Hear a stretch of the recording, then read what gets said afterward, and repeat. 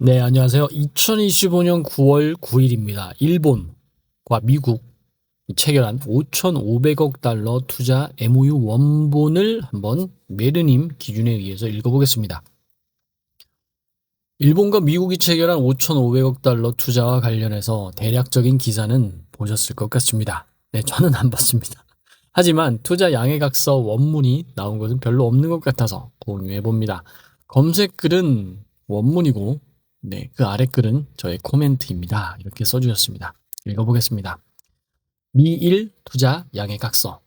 양국 정부는 강력하고 협력적인 양자 관계의 중요성을 재확인하고 7월 22일 합의를 성실하고 신속하게 이행하기로 한다.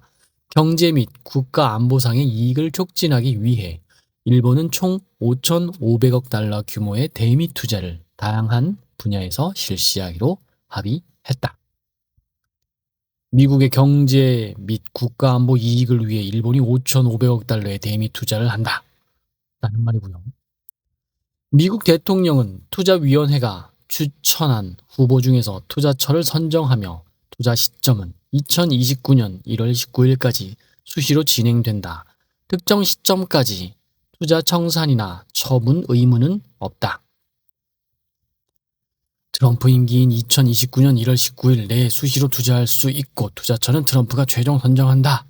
라는 말이고요.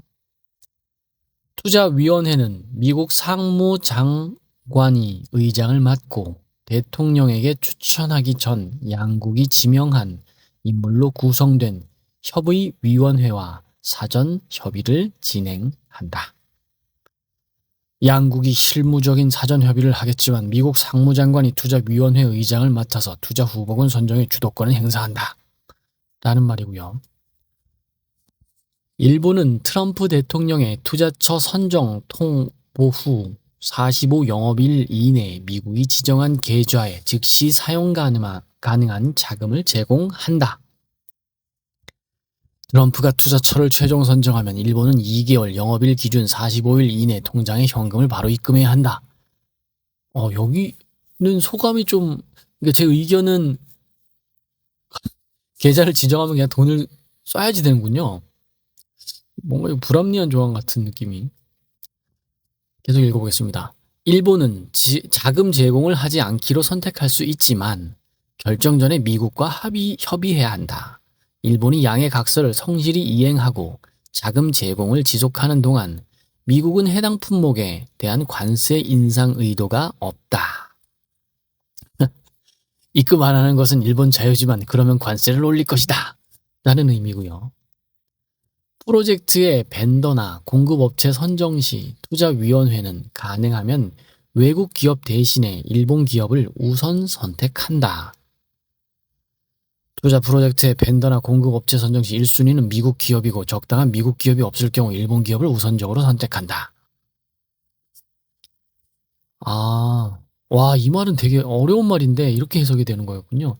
일본 기업을 우선 선택한다로 말이 끝나지만 이 이면에는 미국 기업이 1순위고 그 다음이 일본 기업이다 이렇게 되어 있네요. 투자위원회는 가능하면 외국 기업 대신, 되게 무서운 말입니다.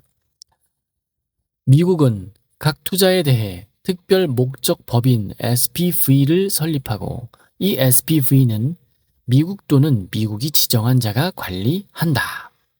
돈은 페이퍼 컴퍼니 계좌에 입금하고 돈 관리는 미국이 한다. 라는 거. 투자 대상은 반도체, 의약품, 금속, 중요 광물, 조선, 에너지, 인공지능, 양자 컴퓨터 등 경제 및 국가 안보상의 이익을 촉진하는 분야에 집중된다. 이거 다시 읽어보겠습니다. 반도체, 의약품, 금속, 반도체면 그렇죠. 마이크론, 삼성전자, TSMC, 잠깐만 미국 기업? 인텔이네요. 아닌가요? 맞죠? 반도체면 인텔이겠죠? 왜냐면 인텔이 지분을 인수했잖아요. 국가가, 미국이. 의약품은 미국에 있는 여러 기업들이겠죠. 의약품 제가 잘 모르고. 금속은 히토류 관련일 걸까요? 일본이 히토류가 생산이 되고, 중요 광물 마찬가지고, 조선은 조선은 우리나라가 좀 수혜를 보겠고, 에너지, 인공지능도 미국에 많이 있죠. M7, 양자 컴퓨팅 같은 거고요. 와, 경제 및 국가 안보상의 이익을 촉진하는 분야에 집중된다. 투자로 발생한 현금 흐름은 일정 배당 기준까지는 양국이 50%씩 분배하고 그 이후에 일본 10%, 미국 90% 비율로 분배된다. 이게 무슨 말이죠? 읽어보겠습니다. 투자에서 이익이 나오면 양국이 반띵하고 일본이 이익으로 투자 원리금을 모두 회수하면 그때부터 일본 10%, 미국 90%로 가져간다. 라는 말이군요. 와, 왜 저는 저걸 이해를 못하죠? 본 양해각서는 행정적 합의로 법적 구속력이 있는 권리 의무를 발생시키지 않으며 서면 합의로 언제든지 수정 가능하고 상대방에게 서면으로 중단 의사를 통보하면 언제든지 중단 가능하다. 미국은 언제든지 수정이나 중단을 할 수 있지만 일본이 미국에 불리한 수정이나 중단을 하겠다고 하면 관세로 보복하겠다. 라는 말이라고 합니다. 진짜 무서운데요. 한 줄 코멘트입니다. 일본은 마지막 조항 법적 구속력 없는 MOU의 최후의 방어책으로 생각한 것 같습니다. 하지만 돈 문제에 있어서 트럼프를 쉽게 보면 안 됩니다. 한국은 일본과 같은 양해각서를 체결할 수가 없습니다. 왜냐하면 그만한 달러가 없기 때문입니다. 수익을 1대9로 가져가는 말도 안 되는 투자를 민간에게 지시할 수는 없을 것이고요. 외환 보유고 말고는 돈이 나올 것이 안 보입니다. 한국의 외환 보유고는 4천억 불 살짝 넘는 수준입니다. 3,500불의 반만 빼내도, 즉 반의 반이면 2천에서 1,000, 지금 4천억 불에서 1,000억 불만 빼도 외환 시장은 크게 흔들릴 것입니다. 일단 환율이 오를 거 생각하고 있어야지 될 것 같습니다. 일본이 우리 앞에서 어느 정도 조용할 줄 알았는데 이러면 완전히 나가린데 라면서 최민식의 사진이. 네, 댓글 읽어볼 필요는 없을 것 같고요. 오늘은 여기까지 해보겠습니다. 오늘 국장도 조금 이런 걸 보면 내려오지 않나? 이게 언제 발생된지는 모르겠습니다. 어제 발생해서 어제 국장이 내려간 건지 요거까지 제가 팔로우를 못해서요. 네, 오늘 글 너무나 또 감사히 잘 읽었습니다. 감사합니다.